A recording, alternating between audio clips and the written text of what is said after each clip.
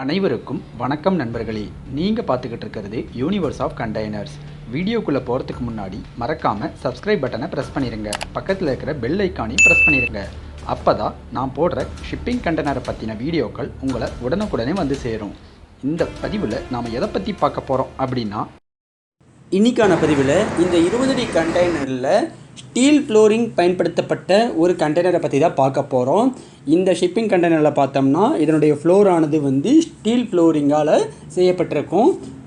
பொதுவாக shipping கண்டெய்னர்கள் 90% of container பார்த்தோம்னா நமக்கு ப்ளைவுட் ஃப்ளோரிங் தான் இருக்கும். ப்ளைவுட் ஃப்ளோரிங்லேயே நமக்கு நார்மல் ப்ளைவுட் இருக்கும், ப்ளஸ் அதே போல் பிளாங்க் ப்ளைவுட் இருக்கும், அதே போல் பேம்பூஸ் ப்ளைவுட் இருக்கும், அதே போல் பிளாஸ்டிக் ப்ளைவுட் கூட இப்போலாம் யூஸ் பண்ணிக்கிட்டு இருக்கிறாங்க. அந்த வகையில் பார்த்தோம்னா இது ஸ்டீல் ஃப்ளோரிங், கம்ப்ளீட்டாக ஃப்ளோர் ஸ்டீலால் தான் பார்க்கப்பட்டிருக்கும். இந்த ஸ்டீல் பார்த்தோம்னா உங்களுக்கு ப்ளைவுட்டுக்கு பதிலாக யூஸ் பண்ணுறாங்க. அப்படிங்கும் பொழுது கண்டெய்னரோட வெயிட்டும் அதிகமாகாமல் 2 டன்லேருந்து 2200லேருந்து 2350க்குள்ளே இந்த கண்டெய்னரோட வெயிட்டை மெயின்டைன் பண்ணுவாங்க. அதே போல் இந்த ஸ்டீல் பார்த்தோம்னா நமக்கு கார்கேட்டட் ஸ்டீலாக தான் இருக்கும். இப்போ இந்த வீடியோவில் பார்த்தீங்கன்னா உங்களுக்கு தெரியும், இதோட சர்க்கம்ஃபரன்ஸ் பூராவே பார்த்தீங்கன்னா ஃபுல் வெல்டிங் அடிச்சிருப்பாங்க. ஸோ உங்களுக்கு வாட்டர் லீக், லைட் லீக் ரெண்டுமே ப்ரூஃபாக தான் இருக்கும்.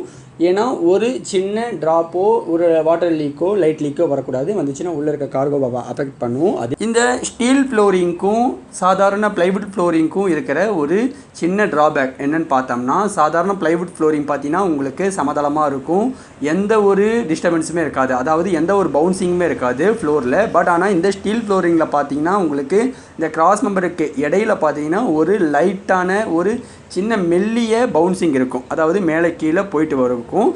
அதனால் மேக்ஸிமம் இந்த மாதிரி ஸ்டீல் ஃப்ளோரிங் இருக்கிற கண்டெய்னர்ஸ் ரொம்பவே குறைவு தான். இப்போது இந்த ஸ்டீல் ஃப்ளோரிங்கோட கார்கேட்டட் பார்த்தோம்னா நமக்கு ஒரு 15 mm அகலம், ஒரு 8 mm டெப்த்து, இதுதான் அந்த காரிகேஷனோட சைஸாக இருக்கும்.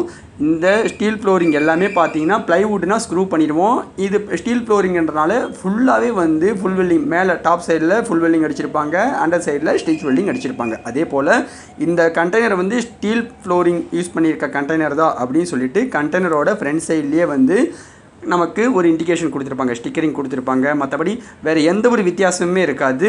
உங்களுக்கு எல்லா விதமான ஒரு டிசைனும் பார்த்தீங்கன்னா ஸ்டீல் ஃப்ளோரிங் கண்டெய்னருக்கும் ப்ளைவுட் ஃப்ளோரிங் கண்டெய்னருக்கும் ஒரே மாதிரியாக தான் இருக்கும். இதுபோல் மேலும் பல ஷிப்பிங் கண்டெய்னர்களை பற்றின சுவாரஸ்யமான தகவல்களை தெரிஞ்சுக்கணுன்னா சப்ஸ்கிரைப் பண்ணுங்கள், லைக் பண்ணுங்கள், ஷேர் பண்ணுங்கள், மறக்காமல் கமெண்ட் பண்ணுங்கள். நன்றி, வணக்கம்.